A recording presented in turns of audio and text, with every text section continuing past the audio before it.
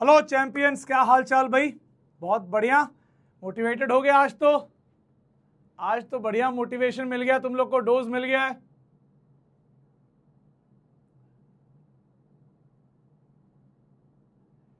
कैसा रहा सेशन? एक बार जल्दी से जो भी आपके मन की फीलिंग है एक बार जल्दी से यहाँ पे कमेंट सेक्शन में लिख के बताओ जल्दी से। How did you find this session? और आपका जो भी जिस भी टाइप का सेशन आप चाह रहे हो वो आप प्लीज एक्सप्रेस किया करो। भाई इतने बच्चों को पढ़ा दिया है, जो बोलोगे जैसा बोलोगे वैसे लोगों को यहाँ लाके खड़ा कर देंगे, ठीक है ना? और कुछ साल बाद आपको भी उन्हीं की तरह वहां पहुंचा देंगे जहां उनको पहुंचाया था, ठीक है? सो बिल्कुल भी आप लोग को ये डर नहीं होना चाहिए आपके मन में, बिल्कुल भी वो घबराहट नहीं होनी चाहिए कि यार क्या हमारा होगा या नहीं होगा। आई थिंक आपकी जो जर्नी है, जो प्लस एंड माइनस चल रहे हैं, जो अप्स एंड डाउन चल रहे हैं, ये भाई सबके लाइफ में रहते हैं। ये हर एक अच्छे एस्पिरेंट के लाइफ में रहते ही रहते हैं। एक अच्छे एस्पिरेंट की निशानी यही है कि वो अपने जितने भी हाईज एंड लोज होते हैं, जितने भी अच्छे दिन बुरे दिन होते हैं, उन सब में उनका एटीट्यूड चेंज नहीं होता। वो अपने तैयारी को लेकर उतने ही ऑब्सेस्ड रहते हैं, मतलब जितना डे वन पे रहते थे उतना ही थ्रू आउट द जर्नी वो ऑब्सेस्ड रहते हैं। दिन अच्छा हो बुरा हो, नंबर कम आ रहे हैं ज़्यादा आ रहे हैं, उनको कोई भी चीज़ हिला नहीं सकती। तो ऐसे ही आपको अपने एम के तरफ एकदम फोकस होकर चलना है। नंबर अच्छे आए कम आए बुरे आए, आपको लोड नहीं लेना है, आपको रेमेडी ढूंढनी है कि अगर नंबर कम आए तो क्यों आए, क्या हम और बेहतर कर सकते हैं जिससे हमारे नंबर और एनहांस हो जाएंगे, ठीक है ना? चलिए जी,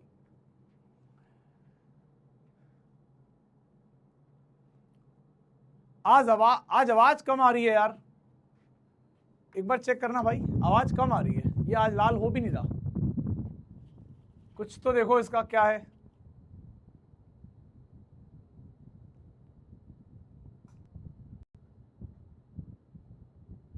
हेलो हेलो हेलो, आवाज क्लियर आ रही है?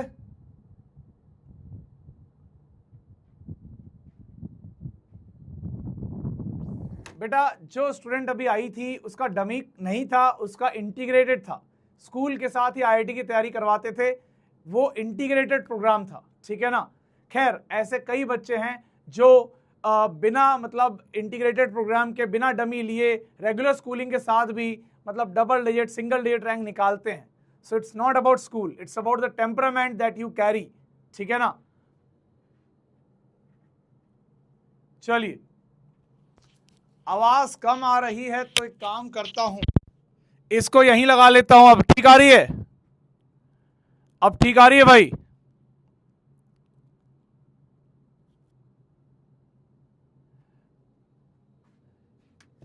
यार एक बात बताओ, म्यूट करना जरा।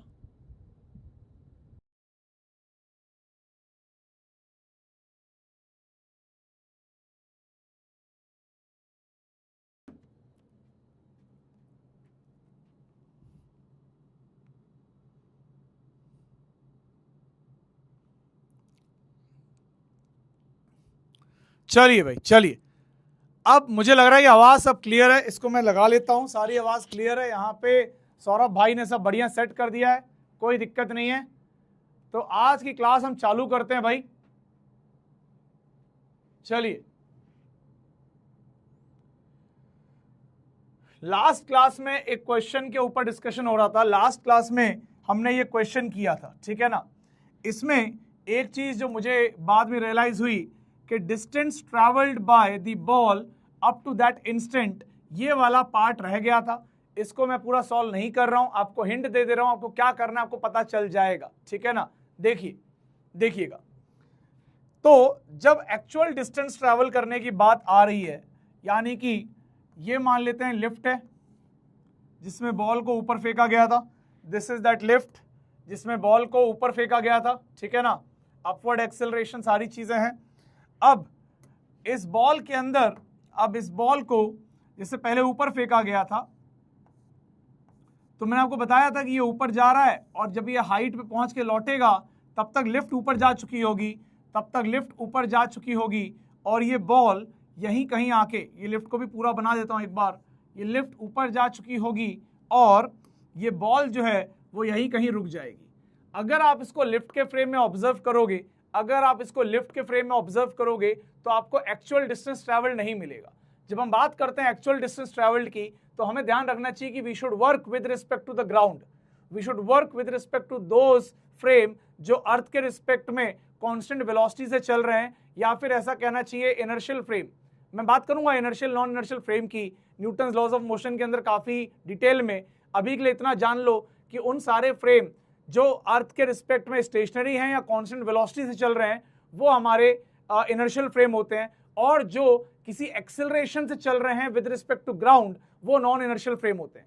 उसमें हम बाद में एंटर करेंगे। अभी के लिए खाली इतना कह रहा हूं कि अगर आपको ये एक्चुअल पाथ लेंथ चाहिए, अगर आपको ये एक्चुअल पाथ लेंथ चाहिए, so it is better to work with respect to ground frame. ठीक है ना।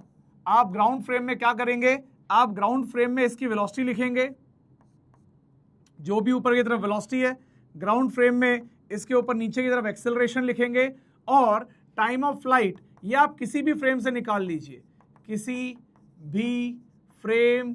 लास्ट क्लास में हमने ये 2 फ्रेम से निकाला था, आप ये किसी भी फ्रेम से निकाल लो। ठीक है ना, किसी भी फ्रेम से निकाल लो। ठीक है ना।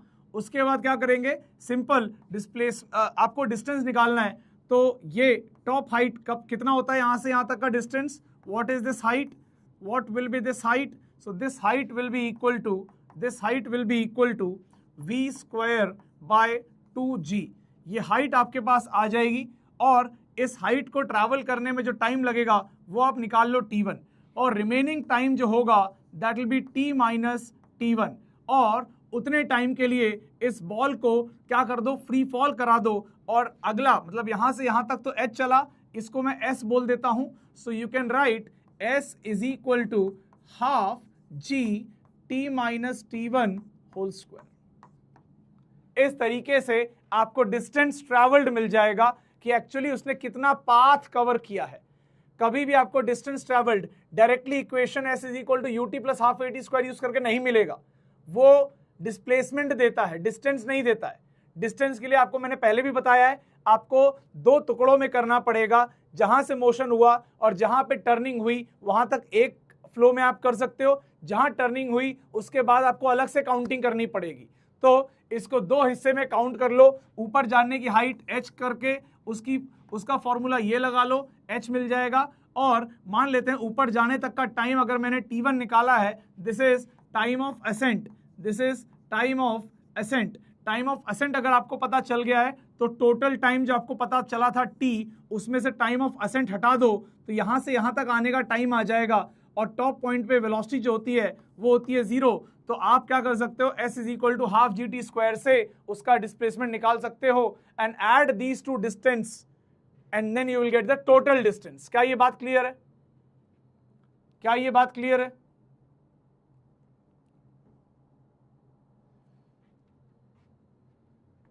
भाई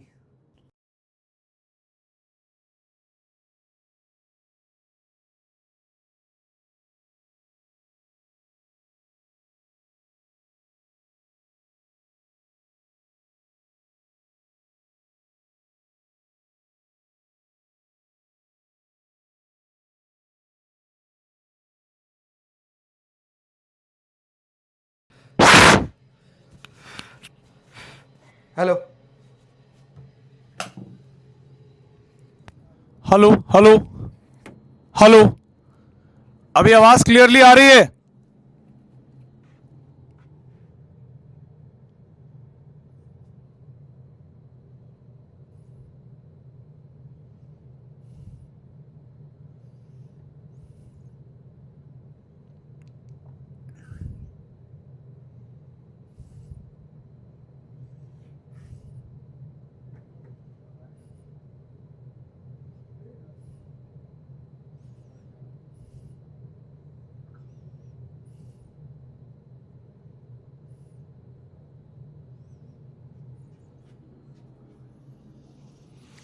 चलिए जी, आई होप अब आवाज क्लियरली आ रही है। आवाज क्लियरली आ रही है भाई?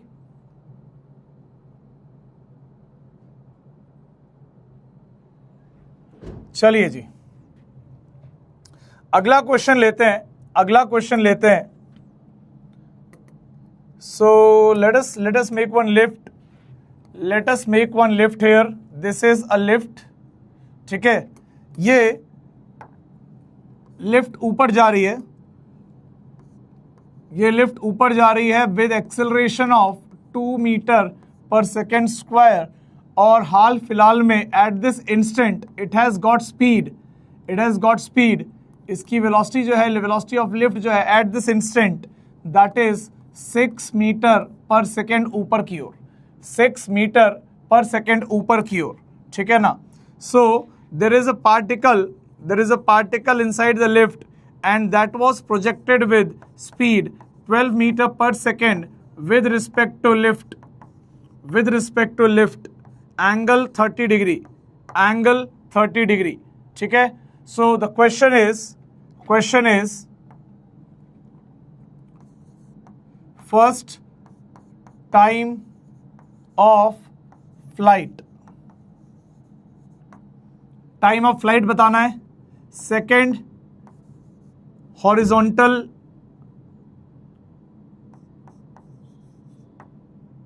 या horizontal range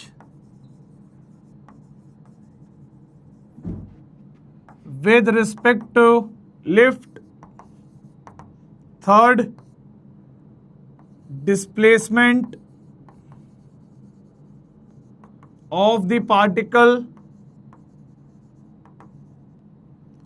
when it hits the floor of lift again. ठीक है ना. चलिए जल्दी से ये तीनों चीज वर्कआउट करिए, जल्दी से तीनों चीज वर्कआउट करिए, मेरे को आंसर बताइए. चलिए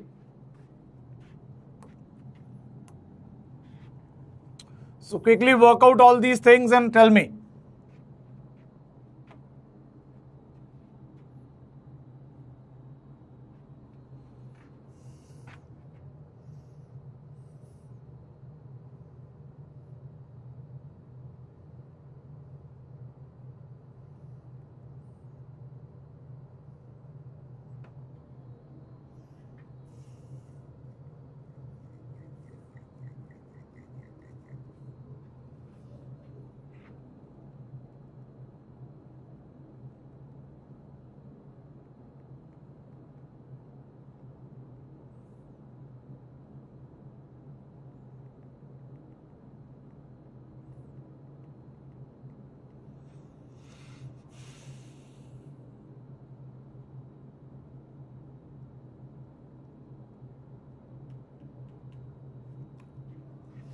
चलिए जी. सो अगर हम विद रिस्पेक्ट टू लिफ्ट की बात करें, अगर हम विद रिस्पेक्ट टू लिफ्ट की बात करें, सो what will be the effective gravity.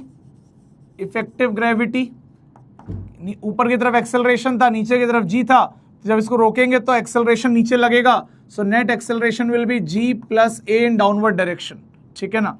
और ये विद रिस्पेक्ट टू लिफ्ट तो ये ऐसे जाएगा और ऐसे गिरेगा. ऐसा इमेजिन कर लीजिए कि ये मान लीजिए दिया ही हुआ है कि लेंथ जो है that is much much greater than the range. ठीक है ना. सो ये ऑफ कोर्स फ्लोर पे ही गिरेगा वापस से. ठीक है. So how much will be the time of flight. तो हम लिख सकते हैं time of flight is equal to 2 into you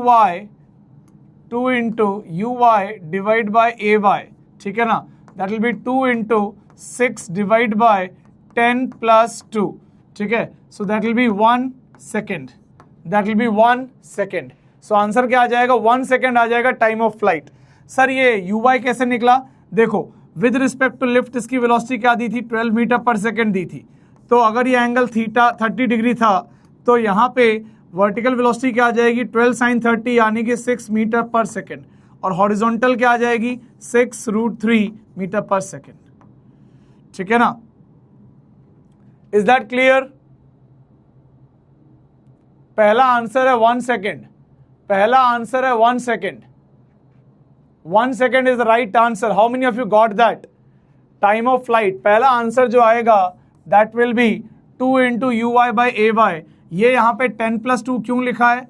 क्योंकि ए रिलेटिव एक्सेलरेशन जो आया है, ए रिलेटिव जो आया है that will be g plus a, क्योंकि जब लिफ्ट को रोका था तो नीचे की तरफ ऑलरेडी जी लग रहा था और लिफ्ट का एक्सेलरेशन ऊपर था, तो उसको रोका तो वो ए नीचे की तरफ दिया जाएगा पार्टिकल को। So net acceleration in downward direction will be g plus 2, यानी कि 10+2 यानी कि 12। So this will be the time of flight. चलिए जी, अब बात करते हैं हॉरिजॉन्टल रेंज की विद रिस्पेक्ट टू लिफ्ट, ठीक है ना, यानी कि ये रेंज के बारे में बात हो रही है। We are talking about this range. So with respect to lift horizontal velocity पता चली चुकी है कितनी है, 6√3। So the range will be 6√3 into 1, that is 6√3 meter. Any doubt in this? 6√3 meter is the answer for second question. Is there any doubt in that? But in question with respect to lift not mentioned. बेटा time of flight, अब फिर वही बात, आप एकदम घोंचू ऐसी बातें कैसे कर लेते हो बेटा इतना बेशर्मी के साथ।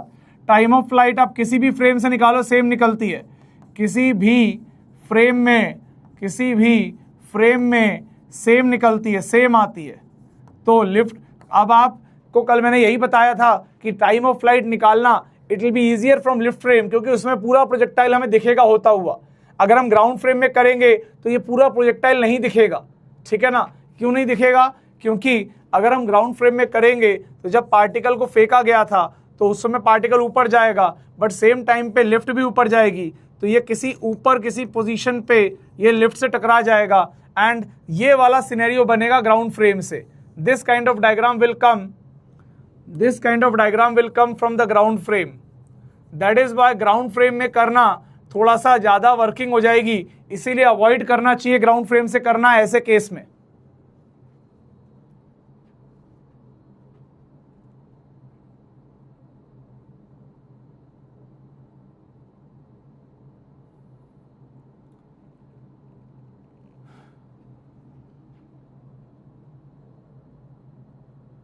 हाँ, अब एक बच्चे ने पूछा है what about the velocity of 6 metre per second, उसको तो आपने लिया ही नहीं अकाउंट में।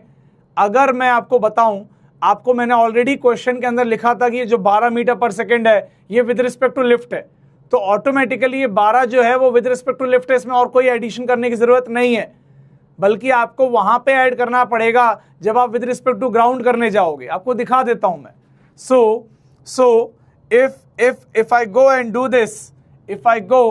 do this from ground frame, अगर मैं लेट से टाइम ऑफ फ्लाइट निकालता हूं ग्राउंड फ्रेम से, तो मुझे मेहनत करनी पड़ेगी। तब मुझे अगर कोई पूछे इस पार्टिकल की वेलोसिटी ग्राउंड फ्रेम से, मान लेते हैं पार्टिकल P है, ठीक है ना, so I will just write it for you.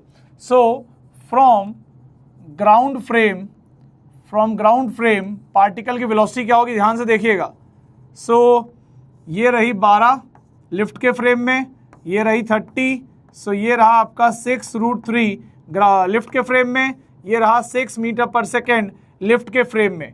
But अगर आप ग्राउंड से देखेंगे तो लिफ्ट ऑलरेडी ऊपर जा रही है, 6 से, और आपने लिफ्ट में 6 से फेंका है। सो ग्राउंड वाली जो लिफ्ट की वेलोसिटी है वो उसमें ऐड कर देंगे, 6 और ऐड कर देंगे, सो ये 6 + 6 12 हो जाएगा। तो ग्राउंड के रिस्पेक्ट में मैं पूरा बना ही देता हूँ, ग्राउंड के रिस्पेक्ट में इसका ऊपर की तरफ नेट वेलोसिटी 12 आएगा, जिसमें से जो लिफ्ट के अंदर थ्रो किया है उसके वजह से 6 आ रहा था, और 6 जो एक्स्ट्रा है वो ये 12 है। अब जब आप लिफ्ट को रोकेंगे, now look at this velocity from ground frame. अब आप इसको लिफ्ट के फ्रेम में सोचिए, जब आप इसको लिफ्ट के फ्रेम में लेके जाएंगे तो आप क्या करेंगे, लिफ्ट के फ्रेम में ले जाएंगे तो जो ऑलरेडी आपको वेलोसिटी दिख रही है 6√3 मीटर पर सेकेंड और ऊपर की ओर 12 मीटर पर सेकेंड। अब क्योंकि लिफ्ट ऊपर जा रही थी 6 मीटर पर सेकेंड से, तो जब आप लिफ्ट के फ्रेम में जाएंगे तो आप नीचे लगाएंगे 6 मीटर पर सेकेंड, और अब आप देखिए 12 में से ये 6 घटेगा and eventually your net value will come in upward direction as 6 metre per second. So ये जो ऊपर की तरफ 6 मीटर पर सेकेंड है that is with respect to lift. तो जब आपको क्वेश्चन में क्लियरली मेंशन था क्वेश्चन में आपको क्लियरली मेंशन था कि ये 12 metre per second with respect to lift है, तो इसमें से और कोई वेलोसिटी को ऐड करने की जरूरत या सब्ट्रैक्ट करने की जरूरत नहीं है, ऑलरेडी ये velocity with respect to lift है, यानी कि लिफ्ट को रोकोगे तो 12 ही दिखेगी। क्लियर है?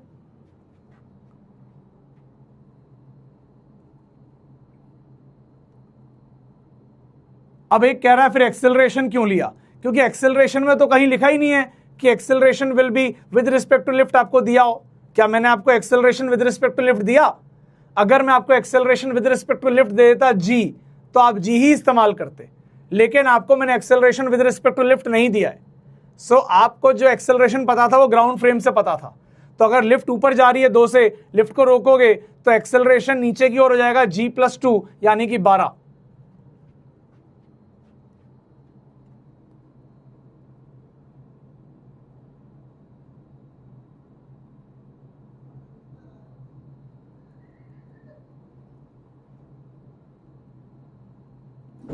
Is that clear? चलिए last, displacement of particle when it is it hits आएगा, when it hits the floor of lift again. तो जब वो लिफ्ट के फ्लोर को फिर से हिट करेगा तब तक उसका डिस्प्लेसमेंट कितना हुआ है। अब कुछ लोग बोलेंगे सर यहां था, यहां से यहां आ गया तो रेंज ही तो उसका डिस्प्लेसमेंट है। नहीं, जब मैंने कुछ भी नहीं दिया है कि किसके रिस्पेक्ट में बात कर रहा हूं, so by default it is with respect to the ground. यानी कि आपको जो आंसर बताना है, आपको जो आंसर बताना है वो that answer should be like this, that answer should be like this कि सर ये पार्टिकल लिफ्ट के फ्रेम में यहां से यहां गिर गया मान लेते हैं, लेकिन सर लिफ्ट भी तो ऊपर चली गई होगी। सो this is the displacement of the particle P with respect to lift. This is displacement with respect to lift. This is displacement of lift and we want, हमने सिर्फ जनरल डिस्प्लेसमेंट पूछा था, तो हमें तो क्या चाहिए, we want displacement of particle P। तो मैं क्या लिख सकता हूं, I can write displacement of particle P with respect to lift is equal to displacement of particle P minus displacement of lift। So इससे क्या मिलेगा, displacement of particle P I will get as displacement of particle P with respect to lift plus displacement of lift। यानी कि मुझे ये यहां से यहां आना वाला डिस्प्लेसमेंट नहीं चाहिए, मुझे उसमें ये डिस्प्लेसमेंट ऐड करना पड़ेगा, तब मुझे डिस्प्लेसमेंट ऑफ पार्टिकल मिलेगा। ठीक है ना? आप ऐसे इमेजिन करिए कि पार्टिकल ये लिफ्ट के रिस्पेक्ट की फोटो है, ग्राउंड के रिस्पेक्ट में मान लीजिए फोटो ऐसे बनती, तो आपको तो यहां से यहां वाला डिस्प्लेसमेंट बताना पड़ेगा ना। You can't tell this displacement, ये डिस्प्लेसमेंट सिर्फ लिफ्ट के रिस्पेक्ट में है, हमें तो नेट डिस्प्लेसमेंट चाहिए। नेट कैसे? सवाल में बोला है what is the displacement of particle, सवाल में ये नहीं बोला है कि displacement of particle with respect to lift बताइए। यानी कि ये जो आपको डिस्प्लेसमेंट ऑफ P पूछा है, ये by default with respect to ground पूछा हुआ है। Is that clear? ये तो पता चली गया, SPL has come 6√3। Now what will be SL? So SL की वैल्यू कैसे निकाल सकते हो? So displacement of lift will be, initial velocity 6 थी, टाइम 1 सेकेंड का, प्लस हाफ इंटू 2 इंटू 1 का square, so answer will be 7 metre. तो ये SL आ गया आपका 7 मीटर। तो what will be this displacement? So displacement will be, so I will write here properly, मैं इधर लिख देता हूं, आप लोग देखिए और समझिए। ये आ जाएगा 6√3 I कैप, ये आ जाएगा 7 J कैप, रिजल्टेंट आ जाएगा डिस्प्लेसमेंट ऑफ पार्टिकल P का अंडर रूट ऑफ 6√3 का होल स्क्वायर प्लस 7 का square, and that should be the answer. आप पाइथागोरस थ्योरम से भी निकाल सकते थे कि ये साइड पता है 6√3, ये साइड पता है 7, तो ये वाली साइड क्या हो जाएगी, अंडर रूट ऑफ 6√3 का स्क्वायर प्लस 7 का square. Is that clear? Is that clear?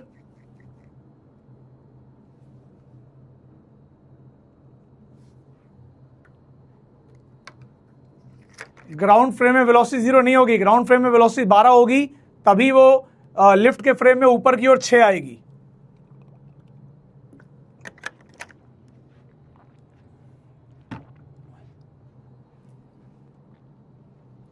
देखो एक सिंपल सी बात बताता हूं, अगर मैंने आपको ये 6 दे दिया और ये दे दिया आपको 6√3, ये let's say with respect to ground है, let's say this is with respect to ground, ठीक है ना, और लिफ्ट भी जिस लिफ्ट में ये रखा हुआ है, let's say that lift is also going up, that lift is also going up with respect to 6। तो यार जब हम इस 6 को रोकेंगे तो हमें ये 6 नीचे लगाना पड़ेगा। In that case the lift के रिस्पेक्ट में velocity will be only horizontal, ठीक है ना। लेकिन यहाँ पे अपना केस अलग था, अपने केस में हमें विद रिस्पेक्ट टू ग्राउंड दिया ही नहीं था, हमें विद रिस्पेक्ट टू लिफ्ट दिया था, यानी कि हमें वेलोसिटी दी थी कि लिफ्ट में कैसी दिख रही है, तो ये 6 दिख रही है और ये 6√3 दिख रही है, ठीक है ना। अब लिफ्ट रुकी हुई है बट एक्चुअल वेलोसिटी कितनी थी, 6 मीटर पर सेकेंड थी लिफ्ट की, तो ग्राउंड के रिस्पेक्ट में कितना दिखेगा, अगर खड़ी हुई लिफ्ट में ये 6 मीटर से ऊपर जा रहा है तो 6 मीटर से चलती हुई लिफ्ट में ये कितना ऊपर दिखाई देगा, ये 12 मीटर पर सेकेंड ऊपर जाता हुआ दिखाई देगा। आप चाहो तो चेक करो कि अगर ग्राउंड फ्रेम में हम 12 मानेंगे तभी तो लिफ्ट रोकने के बाद ये वाला 6 नीचे लगाएंगे और 12 - 6 करके नेट ऊपर की तरफ 6 आएगा with respect to lift. Is that clear?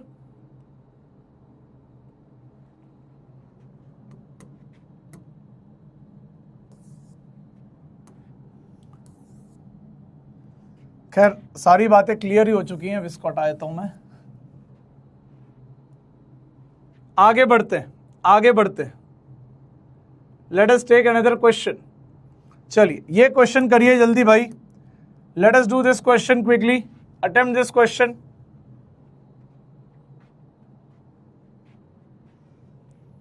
इस क्वेश्चन को अटेम्प्ट करिए।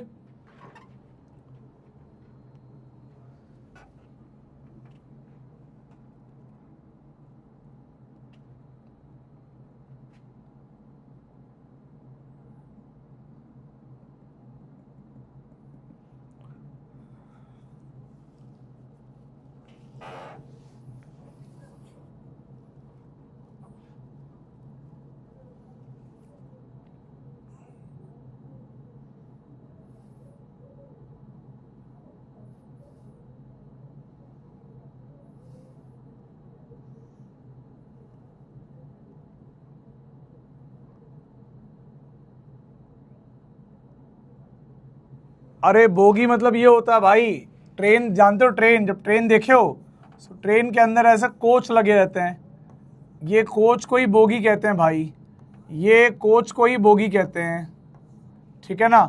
तो यहाँ पे क्या हो रहा है, यहाँ पे क्लियरली बोला गया है कि where while moving along the train a person counts 30 step in crossing length of a bogie, यानी कि एक ट्रेन का कोई डब्बा होगा, इस डब्बे को पार करते समय मान लीजिए यहाँ से वो व्यक्ति चल रहा है और ये व्यक्ति इसको क्रॉस कर रहा है, ठीक है ना। So while going against the direction of bogie, यानी कि मान लेते हैं अगर बोगी ऐसे चल रहा है, लेट्स से बोगी ऐसे चल रहा है और ये पर्सन लेफ्ट में जा रहा है, तो वो 20 काउंट करता है स्टेप्स को, और अगर वो मूविंग अलोंग द ट्रेन, अगर ट्रेन के डायरेक्शन में ही चलता है तो वो 30 कदम में बोगी को पार करता है।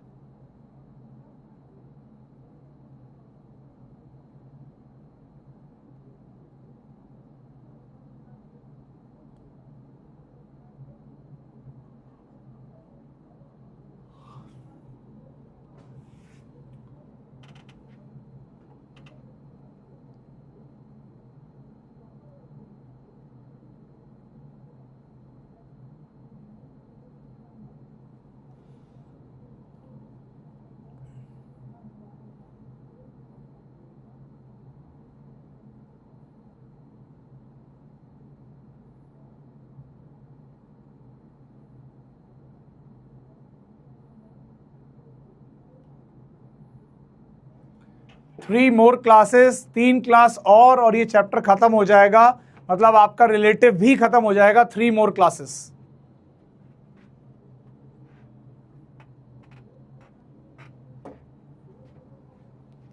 मान लेता हूं कि लेट्स से ये जो बोगी की लेंथ है ना, let's say the length of the bogie is L, bogie की लेंथ L है, ठीक है।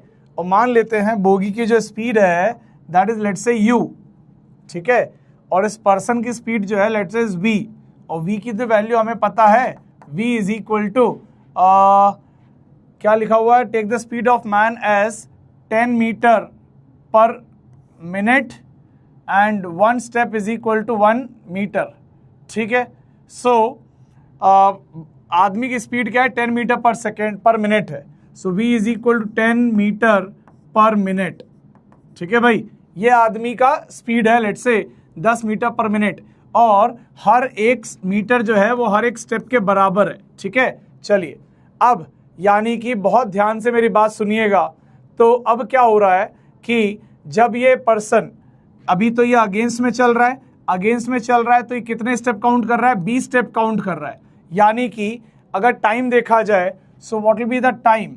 सो अभी ध्यान से देखिएगा, मैं काम करता हूं, मैं बोगी को रोक देता हूं। अगर बोगी को रोक देता हूं तो आदमी की स्पीड क्या हो जाएगी, u प्लस वी हो जाएगी। तो कितना टाइम लगेगा क्रॉस करने में, L divide by u plus V से वो क्रॉस करेगा, इतना टाइम लगेगा क्रॉस करने में। और अगर इतना टाइम लगेगा क्रॉस करने में, इसको अगर मैं आदमी की वेलोसिटी से मल्टीप्लाई कर दूं, सो आई शुड बी गेटिंग कि वो कितना डिस्टेंस ट्रैवल कर लेगा। और डिस्टेंस में क्लियरली लिखा है कि 20 मीटर ट्रैवल करता है, क्योंकि वो 20 स्टेप्स कवर करता है। So that will be 20 metre. क्या ये बात क्लियर है? आप देखो, अगर आदमी चल रहा है, हर कदम को 1 मीटर गिनना है। अगर वो 20 कदम चल पाता है, उतने में ट्रेन क्रॉस कर देती है, तो कितना डिस्टेंस कवर करा उसने 20 मीटर कवर किया, कितने टाइम में। सो अगर मैं बोगी को रोक दूंगा तो बोगी की स्पीड इसको दे दूंगा इस डायरेक्शन में, I will pass on this speed in this way u, and ये v प्लस यू बन जाएगा। तो टाइम जो लगेगा for crossing that will be t L divide by u plus V. और उस टाइम से अगर मैं मैन की स्पीड मल्टीप्लाई करूंगा तो मुझे डिस्टेंस मिलना चाहिए। क्या ये बात क्लियर है? क्या ये बात क्लियर है? और जब ये एक साथ एक डायरेक्शन में चल रहे थे तो स्पीड होनी चाहिए v minus u. So total distance L cover करा उसने रिलेटिव, और v minus you is the speed, और इसमें अगर v मल्टीप्लाई करेंगे तो 30 आना चाहिए आंसर। बोलिए यस और नो।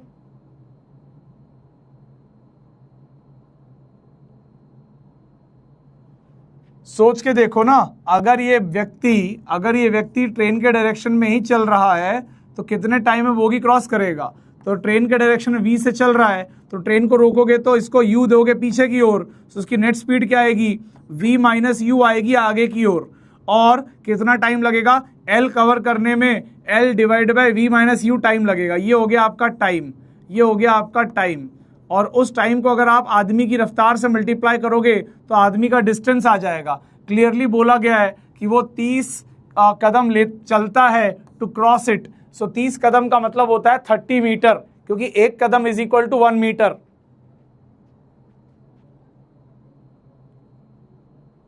क्लियर है? सो अब क्या कर सकते हैं, अब इनको आपस में डिवाइड कर दो। I can see that if we divide it तो हमें क्या मिल जाएगा। So let's say this divide by this, तो आ जाएगा v minus U divide by v plus U is equal to 2 divide by 3, ठीक है ना। सॉल्व करेंगे क्या आ जाएगा, 3v minus 3u is equal to 2v plus 2u। Solve करेंगे, ये हो जाएगा v is equal to 5u, और u कितना था 10 मीटर पर मिनट, तो आंसर आ जाएगा 50 metre per minute. Is it clear? सही है ना ये?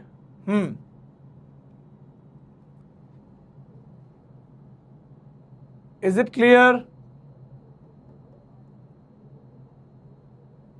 अरे मुझे u निकालना था, सॉरी, एक मैंने गड़बड़ी कर दी यहाँ पे। मुझे तो u निकालना है, मैं v निकाल लिया। ये तो v की वैल्यू दी हुई है, सो पहले तो लिख लेता हूँ v is equal to 5u, so u is equal to v by 5। Answer is 2 metre per minute.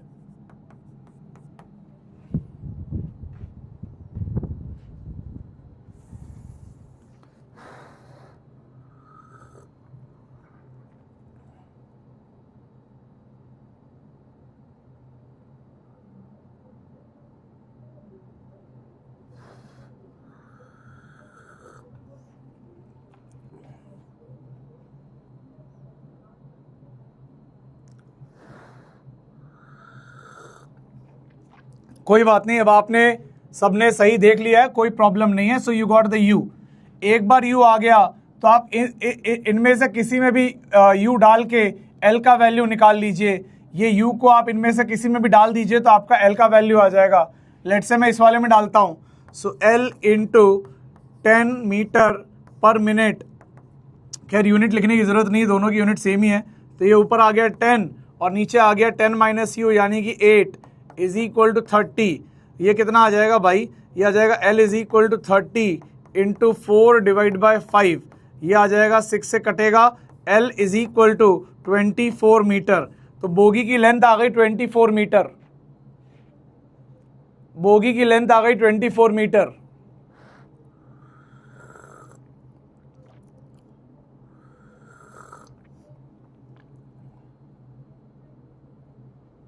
चलिए बहुत बढ़िया। आई होप सभी को यह सवाल समझ में आ गया होगा। Next question, next question. ये क्वेश्चन पे जाने से पहले, इस सेकंड क्वेश्चन पे जाने से पहले आप लोग हेडिंग डालिए, आप लोग हेडिंग डालिए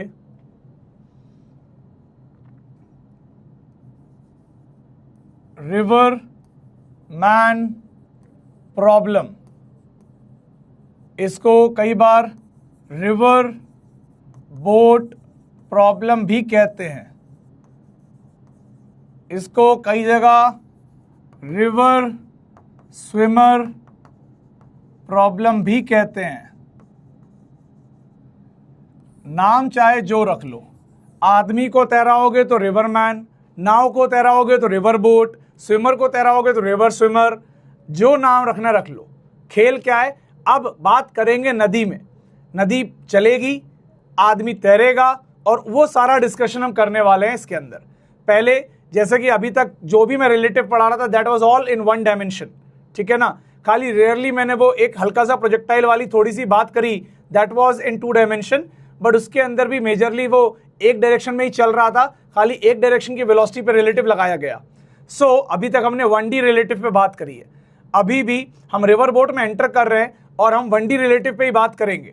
बट यहीं से हम लोग ट्रांजिशन करेंगे 2D रिलेटिव के अंदर, क्योंकि जब मैं नदी के अंदर अभी पहले जो मैं आपको कराने वाला हूं problem that is for 1D, फिर यहीं से हम ट्रांजिशन करेंगे रिवर मैन के अंदर ही, रिवर बोट के अंदर ही 2D प्लेन के अंदर, जिसके अंदर रिलेटिव लगाएंगे इन 2 डायमेंशन, ठीक है ना। उस पर भी हम बात करेंगे। सो अभी हम 1D कर रहे हैं। So put this as heading your, हाँ अपस्ट्रीम एंड डाउनस्ट्रीम वाला केस कर रहे हैं। सो अभी आप हेडिंग में डाल दीजिए रिवर मैन प्रॉब्लम और उसकी सब हेडिंग डाल दीजिए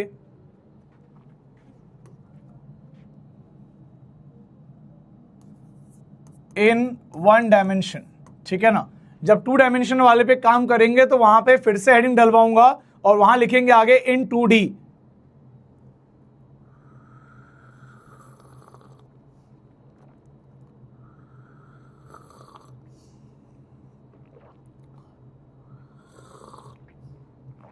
rain man problem, airplane wind problem, ये सारे 2D में आएंगे, ये सारे 3D में आएंगे, ठीक है ना।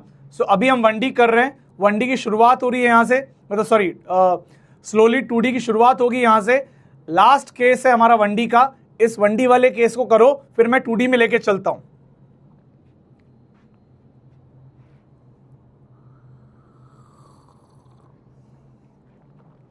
अब मेरा एक क्वेश्चन है आप सबसे। I have a question to all of you. मान लेते हैं ये रिवर है, ये नदी है। नदी क्या करती है? नदी बहती है। तो ये नदी बह रही है, ठीक है ना। So this is the river and it is flowing. पहले मान लेते हैं अभी रेस्ट पे, अभी मान लेते हैं रेस्ट पे, ठीक है ना। मेरी बात बहुत ध्यान से एक एक करके सुनना। एक एक करके मेरी बात सुनना, ठीक है ना। एक ऑब्जर्वर यहां खड़ा हुआ है, एक ऑब्जर्वर यहां खड़ा हुआ है। तो ये जो कुछ भी देखेगा इसका नाम रख देते हैं ग्राउंड, क्योंकि ये ग्राउंड पे खड़ा हुआ है। So with respect to ground हम जो भी देखेंगे, ये पर्सन जो भी देखेगा वो विद रिस्पेक्ट टू ग्राउंड होगा, ठीक है ना। चलिए अब मान लेते हैं यहां पे एक स्विमर है, ठीक है ना।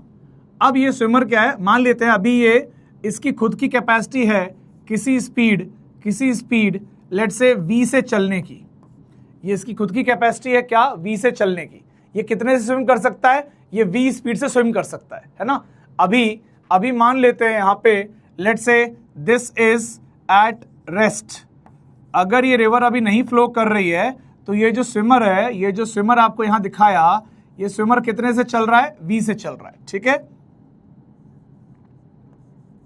अच्छा अब मुझे एक बात बताइएगा, है ना, if this river starts flowing with you, ठीक है, इसको हटा देते हैं, पहले रेस्ट पे था।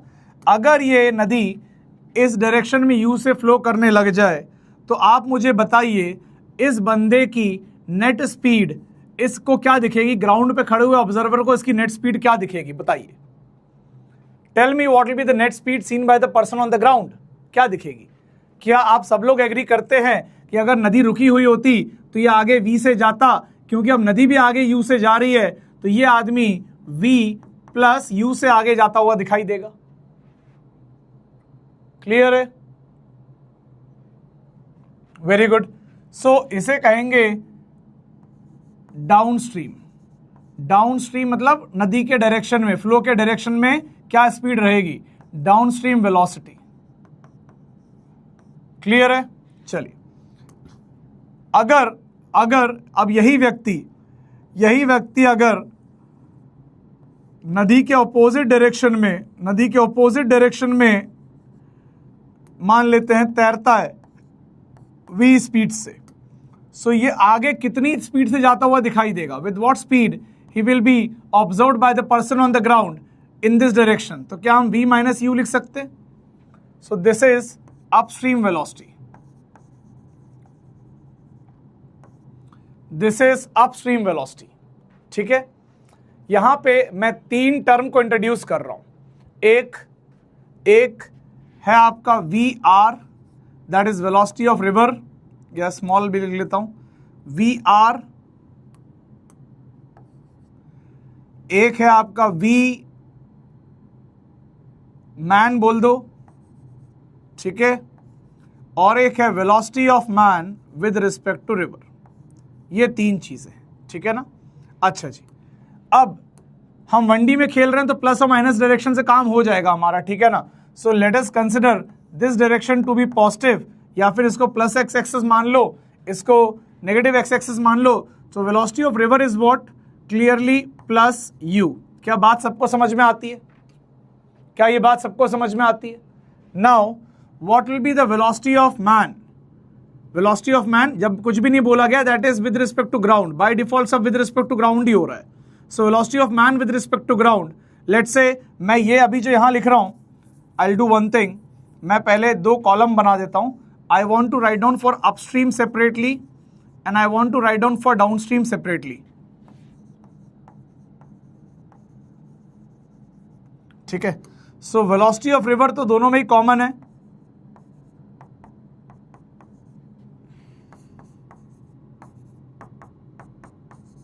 ठीक है। What will be the velocity of man, downstream के अंदर क्या स्पीड दिख रही है आपको, v plus you, velocity of man यहां क्या दिख रही है, v माइनस यू, ठीक है ना। अगर आपको पॉजिटिव डायरेक्ट, अच्छा ये v माइनस यू पीछे की तरफ है, so I will apply with a negative sign, ठीक है ना। अब नेट स्पीड इसकी v माइनस यू है, बट हम पीछे की तरफ है, so I will write minus v minus u. सही यस और नो, ठीक है। और ये आ गई। अब बात करते हैं velocity of man with respect to river. तो कैसे निकालेंगे, you will write velocity of man minus velocity of river. So करके देख लेते हैं। So velocity of man is v plus u minus u, so answer came out to be plus v, ठीक है ना, क्या आ गया, प्लस v। बहुत बढ़िया बात है। अब यहां पे देखते हैं velocity of man with respect to river क्या आ रहा है। So this m vm minus v r, so minus v minus u, so solve करेंगे so you will get minus v। अच्छा जी, तो अब एक बात को बहुत ध्यान से समझिएगा, VMR है क्या चीज। अब आपको क्या हो गया सर, ये तो बहुत सिंपल है, this is velocity of man with respect to river. हाँ ये ठीक है, इतना तो ठीक है, लेकिन velocity of man with respect to river की जगह इसका एक और नाम है, इसका नाम है velocity of man in still water. Still water.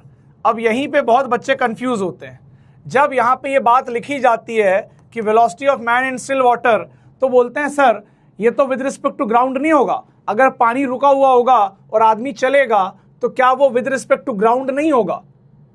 वहीं पे आप गड़बड़ी कर देते हो। ये देखो, बात को समझो, बात को समझो। एक इसको देखो, VMR क्या आया, प्लस v। प्लस v से कौन चल रहा था, स्विमर चल रहा था प्लस v से। अगर नदी रुकी हुई होती तो ग्राउंड से भी प्लस v दिखता और विद रिस्पेक्ट टू रिवर भी वो प्लस v दिखता, लेकिन अगर रिवर चलने लग गई तो ग्राउंड से क्या दिख रहा है, v प्लस u दिख रहा है।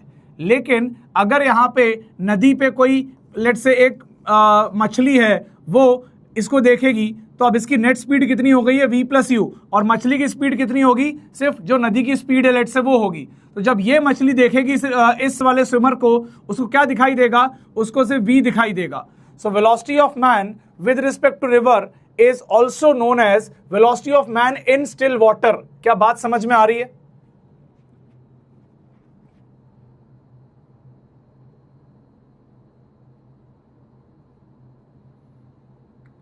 क्या बात समझ में आ रही है?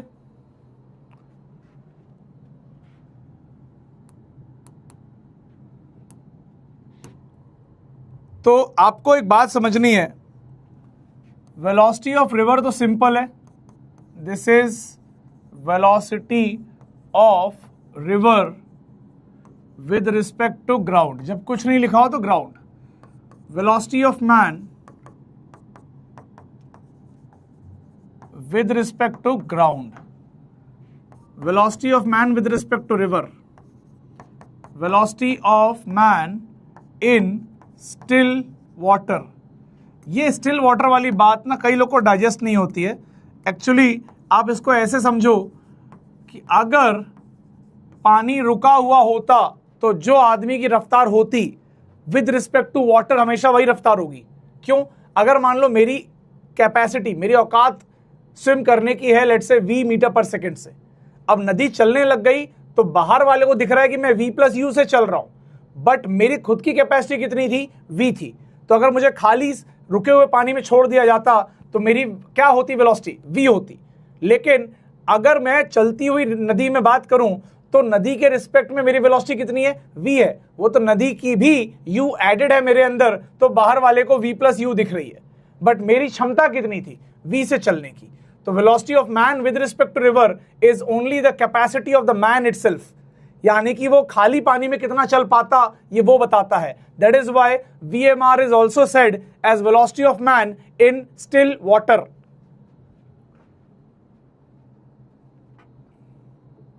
यस, अगर नदी की रफ्तार 0 हो गई तो velocity with respect to ground and with respect to river will become same.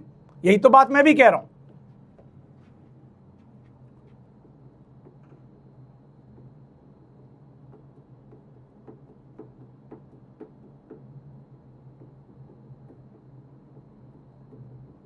Clear है?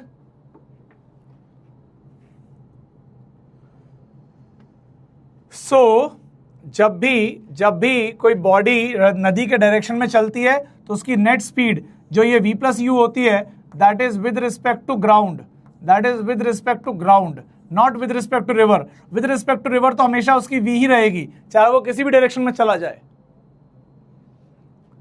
और ये वाली जो v माइनस यू देख रहे हो पीछे की ओर, ये भी विद रिस्पेक्ट टू ग्राउंड है। अब ये क्वेश्चन सॉल्व करिए। Now do this question.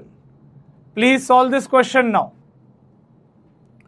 अगली क्लास से 2D का रिलेटिव चालू होगा, अगली क्लास से 2D का रिलेटिव चालू होगा। 3 क्लास में हम 2D के रिलेटिव को खत्म करेंगे, ठीक है? चलिए,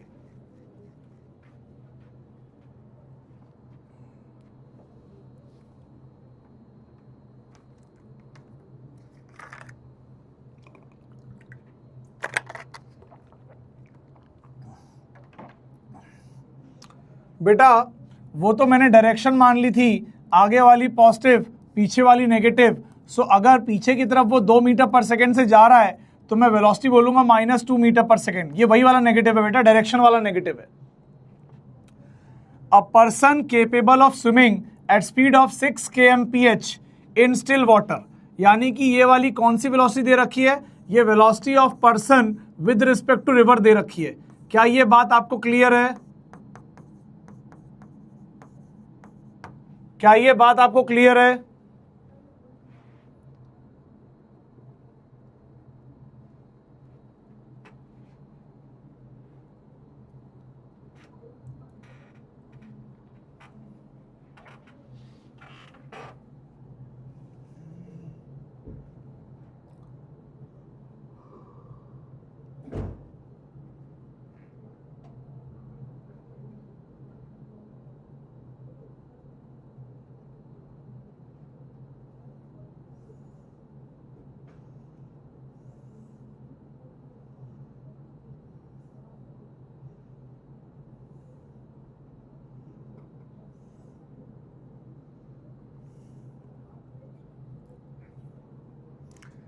अब फ्लोट क्या होता है?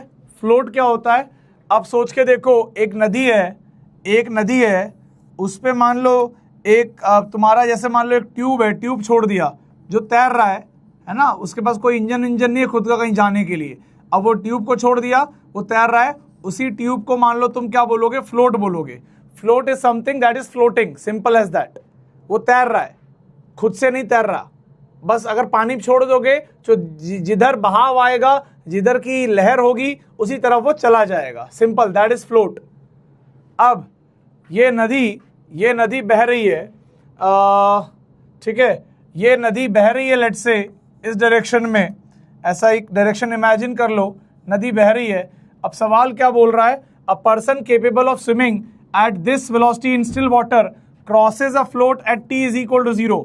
तो यहां से एक स्विमर जो है वो तैरता हुआ आया, उसने फ्लोट को क्रॉस किया t इज इक्वल टू 0 पे और आगे चला गया और travels a distance of 30 kilometre, वो 30 किलोमीटर तक आगे गया। कितना आगे गया? वो टोटल 30 किलोमीटर आगे गया और फिर वहां से क्या किया? वो टर्न कर लिया और वापस मुड़ के आया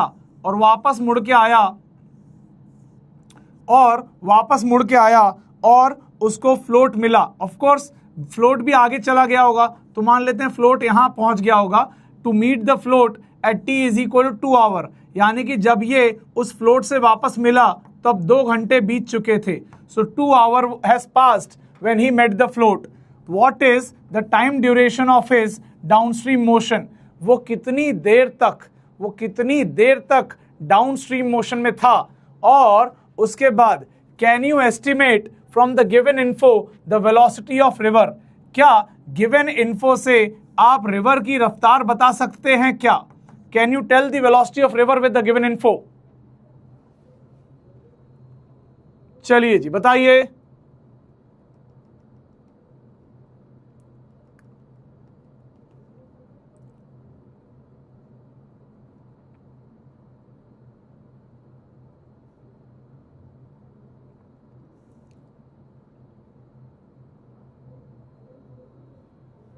आंसर बताइए भाई।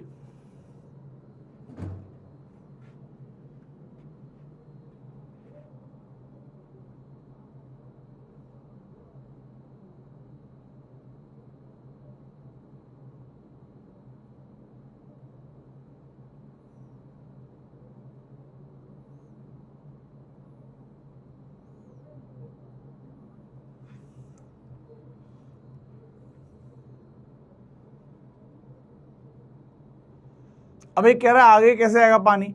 अरे भाई पानी स्टिल नहीं है, उस स्विमर की औकात बताने के लिए बताया गया कि अगर रुका हुआ पानी होता तो वो 6 से चल लेता है, यहां पानी चल रहा है, ठीक है। अब जब वो पानी में रिवर में तैर रहा था, वो बंदा डाउनस्ट्रीम जा रहा था, उसको बगल में तैरते हुए एक फ्लोट दिखाई दिया, उसको उसने T0 पे क्रॉस किया, वहां से वो 30 किलोमीटर आगे गया। 30 किलोमीटर के बाद भाई ने पलटी मारी, भाई ने पलटी मारकर गाड़ी घुमाई वापस, और गाड़ी घुमा के वापस से वो ऊपर आया, अपस्ट्रीम आया, और वो फ्लोट से मिला, वो फ्लोट से वापस मिला। ये पूरी घटना होने में 2 घंटे बीत गए। तो आपको पूछ रहा है कितनी देर वो डाउनस्ट्रीम ट्रैवल किया और कितनी देर वो अपस्ट्रीम ट्रैवल किया, ये भी बता दीजिए। और दूसरी कहानी ये बता दीजिए कि क्या आप इस गिवन डेटा से वेलोसिटी ऑफ रिवर बता सकते हैं, और अगर हाँ बता सकते हैं तो कितनी होगी वो बता दीजिए।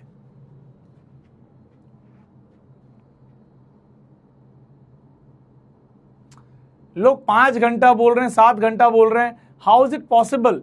जब अभी तक टोटल वो 2 घंटे ट्रैवल किया है, तो हाउ कैन यू से आउट ऑफ 2 आवर्स, हाउ मतलब 5 hours is down stream? How is that possible?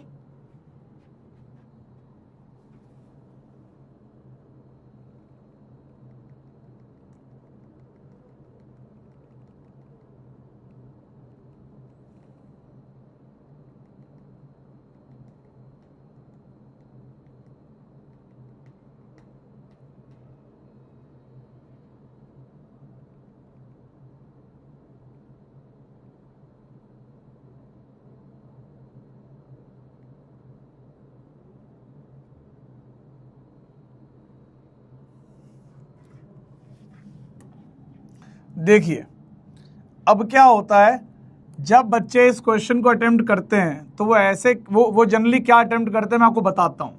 वो मान लेंगे, चलो नदी की वेलोसिटी मान लेते हैं, so they will just go and agree कि यार नदी की वेलोसिटी को u मान लेते हैं, u मान लेते हैं। तो 2 घंटे में फ्लोट कितना आगे चला गया होगा? फ्लोट कितना आगे चला गया होगा? 2 घंटे में फ्लोट आगे चला गया होगा आपका u इंटू 2, ठीक है, ये इतना आगे चला गया होगा। इसकी नेट वेलोसिटी क्या आ जाएगी? अगर नदी u से चल रही है, ये अकेले खाली पानी में 6 से चलता, तो अगर वो इस डायरेक्शन में स्विम कर रहा है तो इसकी स्पीड हो जाएगी 6 प्लस u हो जाएगी। क्या हो जाएगी? 6 प्लस u। सो वो यहाँ तक तो 6 प्लस u से चलेगा, तो डाउन स्ट्रीम मान लीजिए वो यहाँ से यहाँ तक चला किसी टाइम t1 में, और फिर यहाँ से वापस लौटा किसी टाइम t2 पे। तो बच्चे क्या, अच्छा ऊपर आते समय वेलोसिटी क्या हो जाएगी? It will become 6 minus u, ठीक है ना। सो अब बच्चे कैसी इक्वेशन बनाएंगे? 6 plus u into T1 is equal to 30 kilometre, ठीक है। उसके बाद सेकेंड इक्वेशन क्या बनाएंगे? u into 2 plus 6 minus u into T2 is equal to again 30 kilometre. मतलब यहां से यहां जाना प्लस यहां से यहां आना, दैट इज कंप्लीटली 30 किलोमीटर। और तीसरा क्या बनाएंगे? T1 plus T2 is equal to 2 hours. ये 3 इक्वेशन बनाएंगे। कितने वेरिएबल हैं? T1, T2, U। इन तीनों को अगर आप सॉल्व करेंगे आपका आंसर आ जाएगा। बट ये सारा जो मैं कर रहा हूं, that all I am doing from ground frame. I am all doing this from ground frame. आप इस बात को याद रखिए, मैं ग्राउंड फ्रेम से कर रहा हूं, इसीलिए मैं स्विमर की नेट स्पीड डाउन स्ट्रीम में क्या ले रहा हूं? 6 प्लस u ले रहा हूं। 6 तो उसकी खुद की कैपेसिटी थी और नदी के डायरेक्शन में जा रहा है, तो नेट स्पीड हो जाएगी 6 प्लस u। फिर जब वो यहां से टर्न मार के ऊपर की ओर आएगा तो उसकी स्पीड कितनी हो जाएगी? 6 माइनस u। ऊपर की ओर 6 और नीचे नदी के डायरेक्शन में u, तो ऊपर की ओर नेट स्पीड क्या हो जाएगी? 6 माइनस u, ठीक है। तो मान लेते हैं डाउनस्ट्रीम चलने का टाइम T1 था और अपस्ट्रीम आने का टाइम T2 था। Is that clear? और अब अपस्ट्रीम आएंगे तो कितना डिस्टेंस आएंगे? तो 6 माइनस u इंटू T2। सो ये ऊपर आने का डिस्टेंस, ये फ्लोट को चलने का डिस्टेंस, दोनों को ऐड करके 30 के बराबर ही होना चाहिए। इन सबको आप सॉल्व करेंगे, you will get the answer. You will get the answer by this. But इसका एक मिनटों जिंदगी वाला मेथड है, आपके ऊपर मैं छोड़ता हूं, आप लोग खुद सोचो व्हाट कैन बी द मिनटों जिंदगी। अगली क्लास में मेंटोर जिंदगी से चालू करेंगे। शानदार सा एक कॉन्सेप्ट आपको मैं और बताऊंगा। तब तक आप इस इक्वेशन को सॉल्व करके आंसर निकाल के रखिएगा, ठीक है। चलिए, so that's all for today. आज के लिए इतना ही है। होमवर्क आपको जैसा मैंने बोला अभी आप मॉड्यूल करिए। जब हम 2D रिलेटिव पे आएंगे तब आपको होमवर्क मिलेगा और अच्छे से कायदे से। So right now you do module exercise 1 part 1 and part 2, दोनों से आप रिलेटिव इन 1D कर लीजिए, रिलेटिव इन 1D।